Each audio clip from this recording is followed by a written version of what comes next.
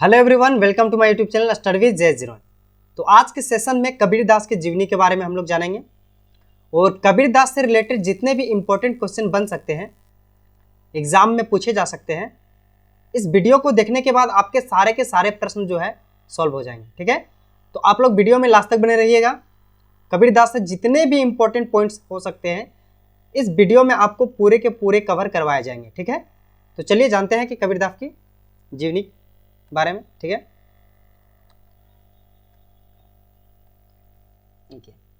कबीरदास, इनका जन्म 1398 ईस्वी में और इनकी मृत्यु जो होता है 1518 ईस्वी में।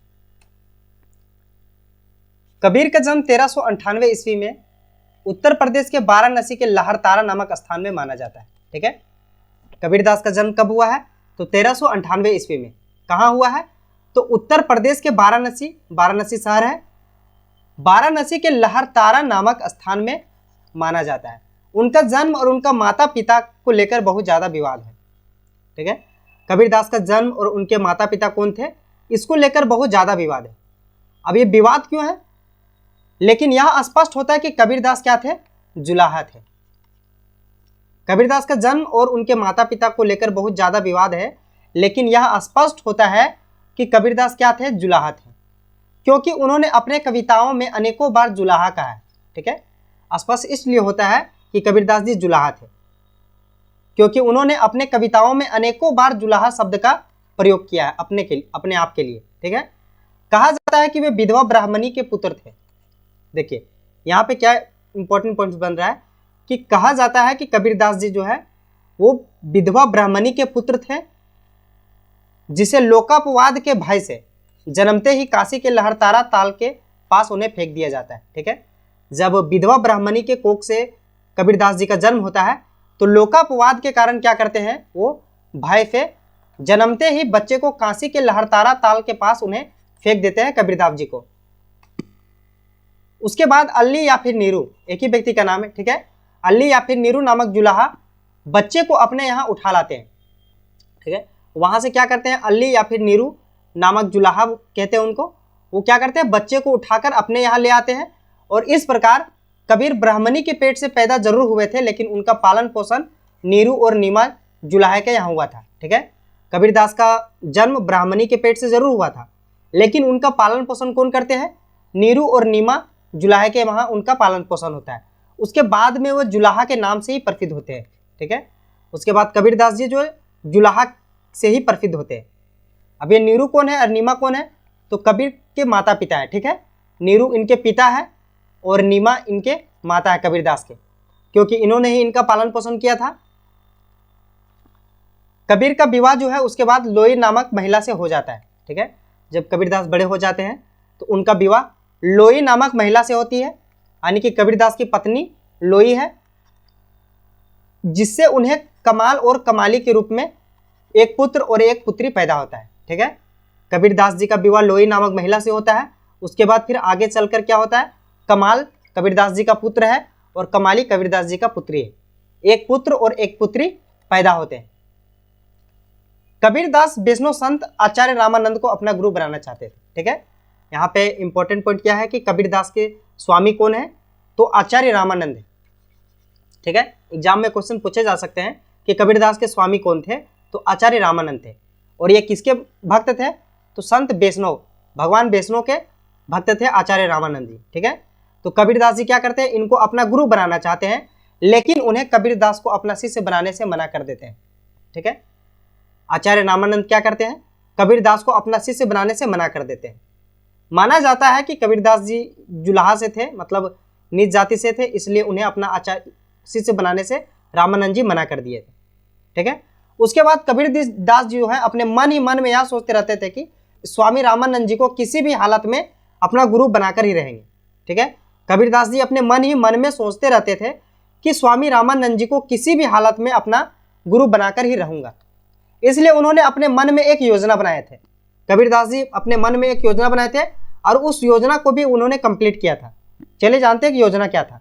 योजना था कि एक दिन सुबह जल्दी उठकर वह गंगा किनारे गए कबीरदास जी। ठीक है, एक दिन सुबह उठे जल्दी और गंगा किनारे गए और पंचगंगा के घाटी की सीढ़ियों पर लेट गए। वहां पर पंचगंगा घाट के सीढ़ियाँ जो था वहाँ पर जाकर लेट जाते हैं, और स्वामी रामानंद जी गंगा स्नान करने के लिए सीढ़ियों से जब उतर रहे होते थे तभी उनका पैर कबीरदास के शरीर पर पड़ जाता है। ठीक है, जब स्वामी रामानंद जी क्या करते हैं, सीढ़ियों से उतरते हैं, तो उतरते समय कबीरदास जी को नहीं देखते हैं और उनका पैर जो है स्वामी रामानंद जी का कबीरदास के शरीर पर पड़ जाता है। शरीर पर जैसे ही पड़ता है तो स्वामी रामानंद जी के मुंह से राम शब्द निकलता है। ठीक है, जैसे ही स्वामी रामानंद जी का पैर कबीरदास के शरीर पर पड़ता है तो स्वामी रामानंद जी के मुंह से क्या निकलता है, राम शब्द। और उसी राम शब्द को कबीरदास दीक्षा मंत्र मान लेते हैं और फिर रामानंद जी को अपना गुरु स्वीकार कर लेते हैं। ठीक है, कबीरदास जी क्या करते हैं, जो स्वामी रामानंद जी के मुंह से राम शब्द निकला था उनको अपना दीक्षा मंत्र मान लेते हैं। उसके बाद स्वामी रामानंद जी को अपना गुरु भी स्वीकार लेते हैं। अब आगे चलते हैं, कबीरदास की मृत्यु के बारे में जानते हैं। कबीरदास की मृत्यु के बारे में कहा जाता है कि हिंदू उनका शव को जलाना चाहते थे और मुसलमान उनके शव को दफनाना चाहते। यहाँ भी बहुत ज़्यादा विवाद है। जिस प्रकार कबीरदास जी की जन्म हुआ और जन्म से लेकर भी उनका बहुत सारा विवाद है, ठीक उसी प्रकार जब उनकी मृत्यु हो जाता है तो उसमें भी बहुत ज़्यादा विवाद है। ठीक है, कहा जाता है कि जब हिंदू उनके शव को क्या करना चाहते थे, जलाना चाहते थे, और मुसलमान उनके शव को दफनाना चाहते थे। ऐसा क्यों करना चाहते थे? क्योंकि हिंदू सोचते थे कि कबीरदास जी जो है हिंदू है। ठीक है, लेकिन मुसलमान सोचते थे कि वो कबीरदास जी क्या है, मुस्लिम है। इस पर बहुत ज़्यादा विवाद होने के कारण जब वो कबीरदास के शरीर के पास जाते हैं, जब कबीरदास की मृत्यु हो जाता है और हिंदू और मुस्लिम दोनों जब कबीरदास के शरीर के पास जाते हैं, मृत शरीर के पास, तो वहाँ पर उनका शव जो होता है अंतर्धान हो जाता है। मतलब कबीरदास जी का जो है शरीर वहाँ से गायब हो जाता है और वहाँ पर कुछ फूल पड़े मिलते हैं। ठीक है, जब हिंदू और मुस्लिम उनके शरीर के पास जाते हैं तो वहाँ पे कबीरदास जी का शरीर गायब हो जाता है और वहाँ पर कुछ फूल पड़े मिलते हैं। फिर कुछ फूलों को हिंदुओं ने वहाँ से उठाकर अग्नि के हवाले कर देते हैं और कुछ फूलों को मुसलमान अपने ज़मीन में दफन कर देते हैं। इस प्रकार जो है दोनों का जो है अपना कार्यक्रम कंप्लीट हो जाता है। ठीक है, हिंदू लोग क्या करते हैं, कुछ फूल को उठाते हैं और अग्नि के हवाले कर देते हैं और कुछ फूल मुसलमान उठाकर दफना देते हैं। कबीरदास की मृत्यु हुआ था मगहर जिले में और बस्ती नामक स्थान पर हुआ था। ठीक है, कबीरदास का जन्म कहाँ हुआ था, तो मगहर जिले में हुआ था और बस्ती नामक स्थान में सन 1518 ईस्वी में इनकी मृत्यु हो जाता है कबीरदास जी का। नेक्स्ट चलते हैं, कबीरदास या फिर कबीर। ठीक है, 15वीं शताब्दी के भारतीय रहस्यवादी कवि और संत थे। वेरी वेरी इंपॉर्टेंट है कि 15वीं शताब्दी के भारतीय रहस्यवादी कवि कौन है, तो कबीरदास जी हैं। और वे हिंदी साहित्य के भक्ति काल के निर्गुण शाखा के ज्ञान मर्गी उपशाखा के महानतम कवि है। ठीक है, वेरी वेरी इंपॉर्टेंट है। यहाँ से 2 क्वेश्चन बन सकते हैं कि कबीरदास जो है किस प्रकार के कवि थे, तो वो रहस्यवादी कवि हैं और हिंदी साहित्य के भक्ति काल के निर्गुण शाखा के कवि हैं। ठीक है, निर्गुण का मतलब होता है जिसका कोई गुण ना हो। और इसकी रचनाओं में हिंदी प्रदेश की भक्ति आंदोलन को गहरा स्तर तक प्रभाव किया है। कबीरदास की जो रचनाएं हैं वो हिंदी प्रदेश के भक्ति आंदोलन जितने भी हुए हैं उनको बहुत ज़्यादा गहरा प्रभाव किए हैं। और इनकी रचनाएं जो है सिखों के आदि ग्रंथों में भी सम्मिलित किया गया है। ठीक है, यहाँ बहुत वेरी वेरी इंपॉर्टेंट है कि कबीरदास की रचनाएं सिखों के ग्रंथों में भी सम्मिलित किए गए हैं और हिंदू धर्म और इस्लाम धर्म को मानते हुए भी धर्म एक सर्वोच्च ईश्वर को मानते थे। ठीक है, कबीरदास जी क्या थे, उनमें विश्वास था कि हिंदू धर्म में भी विश्वास था और उनको इस्लाम धर्म को भी वो मानते थे और दोनों को मानते हुए भी एक सर्वोच्च ईश्वर में विश्वास रखते थे। ठीक है, कबीरदास का मानना था कि वो एक निराकार ईश्वर में विश्वास करते थे जिनकी कोई आकार ना हो। कबीरदास का विचार यह था कि वे मानते थे कि भगवान जो है कण कण में बसे हुए हैं। ठीक है, नेक्स्ट चलते हैं। उन्होंने समाज में फैली कुरीतियां, कर्मकांड और अंधविश्वास की निंदा की है और समाज की बुराइयों की कड़ी आलोचना भी की है। ठीक है, कबीरदास जी जो है समाज में फैली हुई जो कुरीतियां थी, कर्मकांड, अंधविश्वास थे, पाखंडवाद था और समाज में जो बुराइयां थी जैसे कि जाति प्रथा के नाम पर जो है लोगों को हीन उच्च समझना, ठीक है, भगवान के नाम पे, धर्म के नाम पर लोगों को प्रताड़ित करना, इस तरह से समाज में जितनी भी कुरीतियां फैली हुई थी, कर्मकांड थे, अंधविश्वास जो फैला हुआ था, पाखंडवाद जो फैला हुआ था, उन पर जो है समाज और सामाजिक बुराइयां की कड़ी आलोचना की है कबीरदास जी ने। उन्होंने अपने जीवन काल के दौरान में हिंदू और मुसलमान दोनों ने उन्हें बहुत सहयोग किया है। ठीक है, कबीरदास के जो जीवन काल है उसमें हिंदू भी और मुसलमान भी दोनों ने उन्हें बहुत ही सहयोग किया है। कबीरदास के कबीर पंथ नामक एक संप्रदाय है, इनकी शिक्षाओं के अनुयायी है। ठीक है, कबीर पंथ नामक संप्रदाय इनकी शिक्षाओं के अनुयायी है और हजारी प्रसाद द्विवेदी ने इन्हें मस्तमौला कहा है। ये वेरी वेरी इंपॉर्टेंट है कि क्वेश्चन बन सकता है एग्जाम में कि कबीरदास को मस्तमौला किसने कहा है, तो हजारी प्रसाद द्विवेदी ने इन्हें मस्तमौला कहा है। और कबीरदास के संप्रदाय इनकी शिक्षाओं के अनुयायी कौन थे? कबीर पंथ नामक इनका एक संप्रदाय था। कबीरदास की भाषाओं के बारे में जान लेते हैं कि कबीरदास जो अपनी कविताएं लिखे हैं, दोहा लिखे हैं, उनमें कितने कौन कौन से लैंग्वेज का इस्तेमाल किए हैं इन्होंने। तो कबीर की भाषा सदुकड़ी थी और पंचमेल खिचड़ी थी। ठीक है, अब कबीर की भाषा जो है वो सदुकड़ी है और पंचमेल खिचड़ी है। ऐसा क्यों है?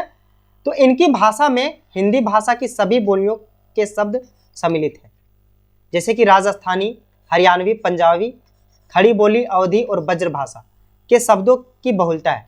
ठीक है, कबीरदास जी द्वारा कविताएं जो लिखे गए हैं उनमें कुछ राजस्थानी, हरियाणवी, पंजाबी, खड़ी बोली, अवधी, ब्रज भाषा, इन सारे शब्दों की प्रधानता है इनकी कविताओं में। ठीक है, इसीलिए कहा जाता है पंचमेल खिचड़ी। आप देख सकते हैं कि कितने सारे लैंग्वेजेस का इस्तेमाल किया गया है। एक बहुत सारे लैंग्वेज का इस्तेमाल होने के कारण इन्हें कहा जाता है पंचमेल खिचड़ी। ठीक है, और ऐसा माना जाता है कि कबीर की रमेनी और शब्द में ब्रज भाषा की अधिकता है।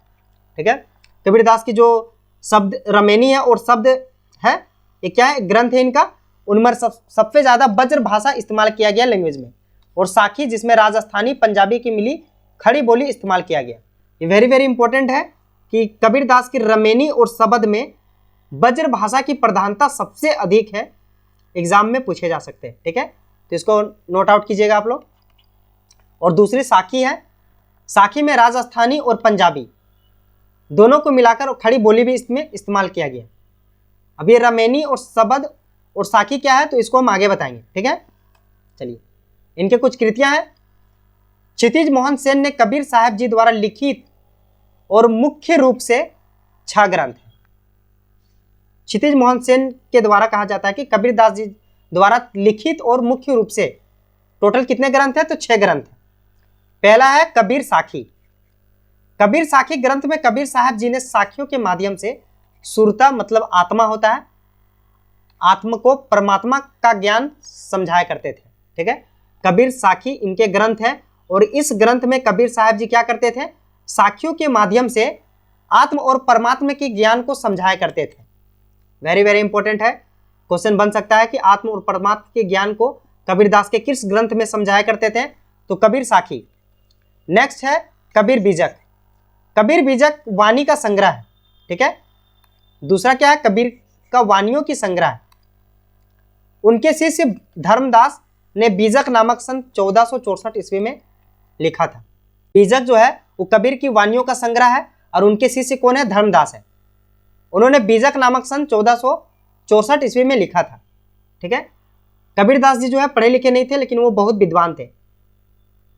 अब आप सोच रहे होंगे कि कबीरदास पढ़े लिखे नहीं थे, बहुत विद्वान थे, तो उन्होंने इतने सारे कविताएं और ग्रंथ कैसे लिखे हैं, तो उनके शिष्य द्वारा जो है उनके ग्रंथ लिखे जाते थे। ठीक है, तो उनके शिष्य कौन है, धर्मदास। धर्मदास ने बीजक नामक ग्रंथ को 1464 ईस्वी में लिखा था और इसी ग्रंथ में मुख्य रूप से पद्य भाग है और बीजक के टोटल 3 भाग हैं। ठीक है, बीजक के टोटल कितने भाग हैं, तो आगे चलते हैं देखते हैं। बीजक के टोटल 3 भाग है, रमेनी, शब्द और साखी। रमेनी का अर्थ क्या होता है, रामायण होता है, और प्रयुक्त छंद क्या क्या इस्तेमाल किए गए हैं, तो चौपाई है और दोहा। ठीक है, रमेनी का अर्थ क्या होता है, रामायण। प्रयुक्त छंद क्या है, तो चौपाई और दोहा।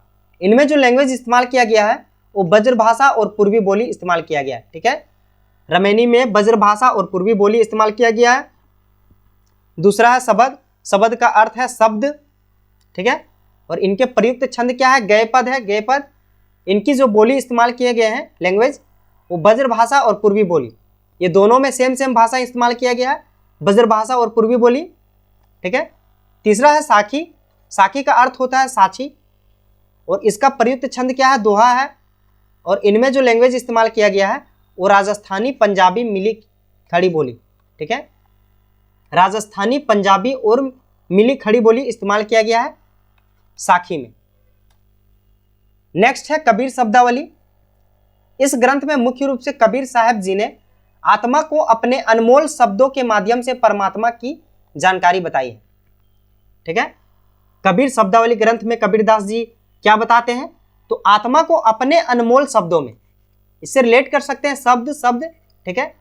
तो कबीरदास जी शब्दावली में क्या बताया है कि आत्मा को अपने अनमोल शब्दों के माध्यम से परमात्मा की जानकारी बताई है। नेक्स्ट है कबीर दोहावली। इस ग्रंथ में मुख्य तौर पर कबीर साहब जी ने दोहे सम्मिलित किए, ठीक है। कबीर साहब जी क्या किए हैं, दोहा को सम्मिलित किए। नेक्स्ट है कबीर ग्रंथावली। इस ग्रंथ में कबीर साहब जी ने पद और दोहे सम्मिलित किए हैं, ठीक है। इसमें क्या था दोहावली में, तो दोहावली में कबीर साहब जी द्वारा सिर्फ दोहा को सम्मिलित किया गया था, लेकिन कबीर ग्रंथावली में कबीर साहब जी ने पद और दोहे दोनों को सम्मिलित किया है, कंफ्यूज नहीं होना इसमें, ठीक है। नेक्स्ट है कबीर सागर। कबीर सागर क्या है, एक तो एक सूक्ष्म वेद है, वेरी वेरी इंपॉर्टेंट है। कबीर सागर ग्रंथ क्या है, एक सूक्ष्म वेद है जिसमें परमात्मा की विस्तृत जानकारी बताई गई है, ठीक है, जिसमें परमात्मा की विस्तृत जानकारी बताई गई है। इसमें इंपॉर्टेंट क्वेश्चन बन सकते हैं एग्जाम के लिए कि किसमें परमात्मा की विस्तृत जानकारी बताई गई है, तो कबीर सागर में। कबीर सागर क्या है, तो यह एक सूक्ष्म वेद है, ठीक है। नेक्स्ट चलते हैं। कबीर साहब जो है पढ़े लिखे नहीं थे, इसलिए उनके दोहों को उनके शिष्यों द्वारा लिखा गया या फिर संग्रहित किया गया है, ठीक है। यहाँ देख सकते हैं कि कबीर साहब जी जो है वो पढ़े लिखे नहीं थे, इसलिए उनके जितने भी दोहे हैं, कविताएं हैं, उनके शिष्यों द्वारा लिखा गया है, संग्रहित किया गया है। उनके दो शिष्य थे, भागोदास और धर्मदास, ने उनकी साहित्यिक विरासत को सजोया है। कबीरदास के दो शिष्य कौन कौन है, तो भागोदास और धर्मदास। इन्होंने कबीरदास के साहित्यिक विरासत को क्या किए हैं, सजोए हैं, क्योंकि कबीरदास के जितने भी उनके द्वारा जो ग्रंथ हैं, दोहे हैं, उनको किसने लिखा है, इनके शिष्य ही लिखे हैं, भागोदास और धर्मदास। कबीर के छंदों को सिख धर्म के ग्रंथों में भी शामिल किया गया है, ठीक है। यहाँ वेरी वेरी इंपॉर्टेंट हो जाता है कि कबीरदास के छंद जो है वो सिख धर्म के ग्रंथ में भी शामिल किया गया। अब सिख धर्म के ग्रंथ कौन है, तो गुरु ग्रंथ साहिबा। गुरु ग्रंथ साहिबा में शामिल किए गए हैं। श्री गुरु ग्रंथ साहिबा में कबीर के 226 दोहे शामिल किए गए हैं, वेरी वेरी इंपॉर्टेंट, ठीक है। श्री गुरु ग्रंथ साहिबा में संत कबीर के टोटल कितने दोहे को शामिल किया गया है, तो 226 दोहे को शामिल किया गया है। और श्री गुरु ग्रंथ साहिबा में शामिल सभी भक्तों और संतों में संत कबीर के ही सबसे अधिक दोहे दर्ज किए गए हैं, ठीक है। श्री गुरु ग्रंथ साहिबा में सबसे अधिक किसी के दोहे अगर शामिल किए गए हैं तो वो है संत कबीर के, टोटल 226 दोहे को शामिल किया गया है। क्षितिज मोहन सेन ने कबीर के दोहों को काशी सहित देश के अन्य भागों एवं संतों से एकत्रित किया था, ठीक है। यहाँ पर क्षितिज मोहन क्या कर रहे हैं कि कबीर दास के जो लिखे गए दोहे हैं उनको काशी सहित देश के अन्य भागों के संतों से एकत्रित किया था, लेकिन रविंद्रनाथ ठाकुर ने क्या किया है, रविंद्रनाथ ठाकुर ने उनके दोहे को अंग्रेजी में अनुवाद करके कबीर की वाणी को विश्व पटल पर ले गए, ठीक है। कबीर दास के जब जो दोहे लिखे गए थे वो अलग अलग लैंग्वेजेज में लिखे गए थे, तो वो तो विश्व में तो पढ़ा नहीं जा सकता उनको पूरा, तो इसीलिए रविंद्रनाथ ठाकुर जी ने क्या किया है, उनके दोहा को अंग्रेजी में अनुवाद करके उनको विश्व पटल पर ले गया, मतलब अब उसको पूरा वर्ल्ड पढ़ रहा है, ठीक है। तो यहाँ पर वेरी वेरी इंपॉर्टेंट हो जाता है रविंद्रनाथ ठाकुर के द्वारा जो अंग्रेजी में अनुवाद किए गए कबीरदास के दोहे को। उसके बाद जो है हिंदी में श्याम बाबू सुंदरदास, आचार्य रामचंद्र शुक्ल और हजारी प्रसाद द्विवेदी सहित अनेक विद्वानों ने क्या किया, कबीर और उनकी साहित्यिक साधना पर ग्रंथ लिखे, ठीक है।